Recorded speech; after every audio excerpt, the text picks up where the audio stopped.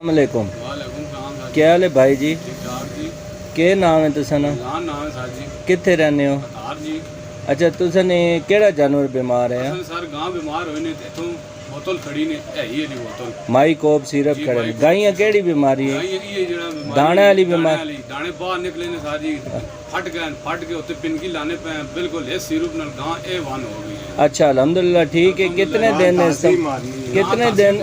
तकरीबन 10 दिन के अंदर अंदर गां ठीक हो गई। ठीक हो? कोई दवाई कोई टीका नहीं लवाया? कोई टीका नहीं लवाया, कोई कुछ नहीं देता है। अच्छा ये सिर्फ देता है। अच्छा तुसी मतलब जेड़े बहुत डंगर लोगों ने मरने पे ते परेशान हैं ते टीके लवा हज़ारा रुपए ने उन्हां दोस्तां किसान भाइयां के मशवरा देसो? उन्हां मशवरा सारा सी देसा ही सिरप करो सुबह शाम मुंह च पाओ। अच्छा गां बिल्कुल ए वन हो गया भावे गांव में दान है बच्चा है कोई भी चीज है। अच्छा ए वन हो जुलसी है। चलो जी बस अल्लाह पाक करम करे जी। बहुत लोगों ने डंगर मरने पे अल्लाह पाक इसे शफा रखी जी।